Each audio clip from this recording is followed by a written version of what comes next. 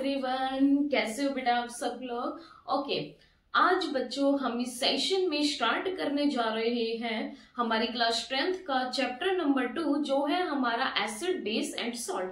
काफी बच्चों की इस चैप्टर के लिए डिमांड आ रही थी और बेटा आपके डिमांड पूरी करना मेरा काम है, ठीक है। इसके बाद आप किस चैप्टर की वीडियोस चाहते हो प्लीज कमेंट बॉक्स में बताना। ओके, हम आज सबसे पहले इस चैप्टर के इंट्रोडक्शन के रिगार्डिंग बात करेंगे कि हम इस चैप्टर में पढ़ने क्या वाले हैं। इस चैप्टर के अंदर हम पढ़ने क्या वाले हैं। हमें इस चैप्टर के अंदर सबसे पहले ये पता होना चाहिए इस चैप्टर के अंदर क्या, जो भी चैप्टर हम पढ़ते हैं उसमें सबसे पहले हमें ये पता होना चाहिए कि हम कर क्या रहे हैं, उसके लिए हमें पढ़ना क्या क्या है, उसमें हमारा जरूरी क्या क्या है, ठीक है। सबसे पहले हम चैप्टर के इंट्रोडक्शन की बात करेंगे जो हमारे रहेंगे इंडिकेटर। सबसे पहले हम इस चैप्टर के अंदर पढ़ने जा रहे हैं इंडिकेटर्स। इंडिकेटर्स क्या होते हैं, हम क्यों पढ़ेंगे, डिटेल में एक्सप्लेनेशन में बाद में करूंगी, पहले मैं आपको जस्ट इसका इंट्रो बता रही हूँ।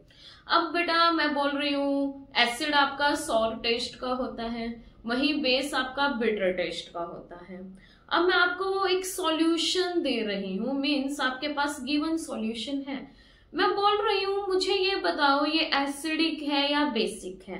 अब आप उसको टेस्ट तो करोगे नहीं, क्योंकि कुछ एसिड कुछ बेस एक्सेस कोरोसिव नेचर के होते हैं जो टेस्ट करने के बाद आपको अंदर से जला सकते हैं, ठीक है। यानी कोरोसिव नेचर का होने के कारण आपको उनसे कुछ हार्म्स हो सकते हैं। अब गिवन सॉल्यूशंस को पता लगाने के लिए कि वो एसिडिक है या फिर बेसिक है, हम किसका यूज करते हैं, इंडिकेटर्स का। जैसे litmus paper, red cabbage, turmeric जो आपके किचन के अंदर यूज की जाती है, टर्मरिक वो भी हमारा इंडिकेटर रहता है। और ऑनियन, क्या ऑनियन, ठीक है। इसके बाद बेटा हम बात करेंगे एसिड। इसके बाद करेंगे एसिड। हम एसिड के बारे में फुल एक्सप्लेनेशन देखेंगे कि उसकी प्रॉपर्टीज क्या है, रिएक्शंस क्या होती है, ठीक है। इसके बाद बेटा हम टॉपिक कवर करेंगे सम नेचुरली अकरिंग एसिड्स।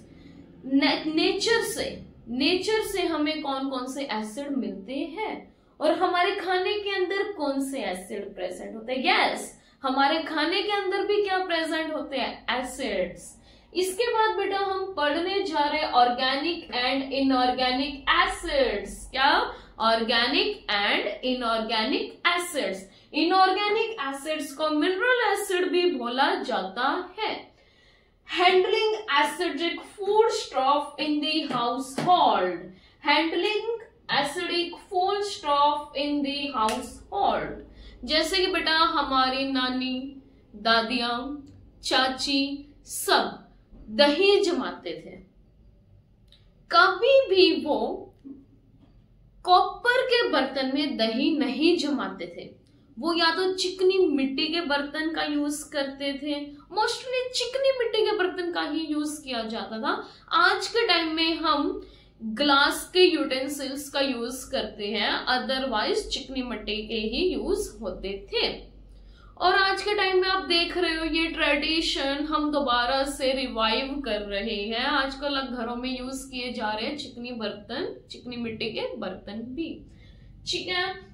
अब हमारी दादी नानी कोई भी कॉपर के बर्तन में दही नहीं जमाते थे, क्योंकि उनको पता था अगर हमने इसमें दही जमा दी और हमने कंज्यूम कर ली, हमारी बॉडी में हमने इसको डाल लिया, इससे हमें कुछ हार्म्स हो सकते हैं, क्योंकि इनकी रिएक्टिविटी होती है जो एक जहरीला पदार्थ बनाती है। क्या बनाते हैं, जहरीला पदार्थ जो आपकी डेथ भी कर सकता है। फुल एक्सप्लेनेशन हम बाद में देखेंगे।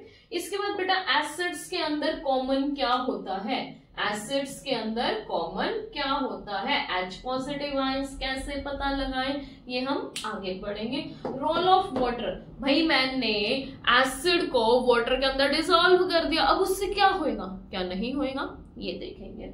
डाइल्यूशन ऑफ कंसंट्रेटेड एसिड, जब हम एसिड को डाइल्यूट करते हैं वो हीट रिलीज करती है, मींस वो एक्सोथर्मिक रिएक्शन है। कैसे नहीं, फुल एक्सप्लेनेशन करेंगे। Effect of dilution on H positive ion concentration, अगर मैं एसिड को डाइल्यूट करती जा रही हूँ तो H पॉजिटिव आयंस की कंसेंट्रेशन पर इसका क्या इफेक्ट होएगा। इसके बाद एसिड्स के अंदर जो हमारा लास्ट टॉपिक रहेगा वो है uses of mineral acid in industry, like HCl acid, H2SO4 acid, इनका क्या यूज है, क्या यूज नहीं है। इसके बाद हम डिस्कस करने जा रहे हैं बेस में हम क्या क्या पढ़ेंगे। ओके, तब तक आप इसको नोट डाउन कीजिए। ओके बेटा, अब हम बात करने जा रहे हैं बेस के इंट्रोडक्शन के बारे में। हम अब बेस के बारे में देखेंगे, बेस में हम क्या क्या टॉपिक कवर करेंगे। First, chemical nature of base, हम केमिकल नेचर देखेंगे बेस का क्या होता है, इसकी रिएक्शन क्या होती है, प्रॉपर्टीज क्या रहती है और बेस के अंदर कॉमन क्या रहेगा। इसके बाद हम बात करेंगे difference between base and alkali, base और अल्कली में क्या डिफरेंस होता है। फिर हम बात करेंगे न्यूट्रलाइजेशन रिएक्शन की, जब एसिड और बेस रिएक्ट करते हैं तो हमें क्या मिलता है। इसके बाद हम बात करेंगे mixing of base with water, जैसे ही हम पानी के अंदर बेस को मिलाएंगे तो एक्सोथर्मिक रिएक्शन होगी, वो क्यों होगी।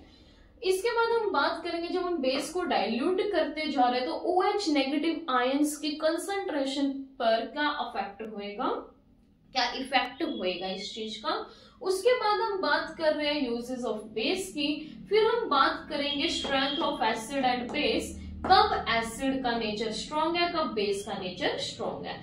फिर हम एक्सप्रेसिंग एसिडिटी और basicity of a solution in terms of pH के टर्म्स में एक्सप्रेस करेंगे। फिर हम मेजरमेंट करेंगे स्ट्रेंथ की कि कितना एसिडिक है, कितना स्ट्रॉन्ग बेस है, कितना वीक एसिड है, कितना वीक बेस है। फिर हम पीएच का रोल देखेंगे जो हमारे डेली लाइफ में रहता है। उसके बाद बेटा हम सॉल्ट की बात करेंगे। सॉल्ट में सबसे पहले हम फैमिली को देखेंगे, भाई किस फैमिली से हमारा सॉल्ट बिलोंग करता है। उसके बाद पीएच क्या रहेगा सॉल्ट सॉल्यूशन का। फिर हम इसके अंदर कुछ इंपॉर्टेंट टॉपिक्स कवर करेंगे जो हमारा रहेगा common salt, caustic soda, bleaching powder, baking soda, washing soda और पीओपी। इसके बाद हम देखेंगे एनहाइड्रस सॉल्ट क्या होता है। ये हमारे इस चैप्टर का इंट्रो था। इसके बाद हम हर एक टॉपिक को फुल डिटेल में पढ़ने जा रहे हैं। आई होप आपको ये पसंद आया है। लाइक कीजिए, सब्सक्राइब कीजिए, जितना हो सकता है उतना शेयर कीजिए। Thank you.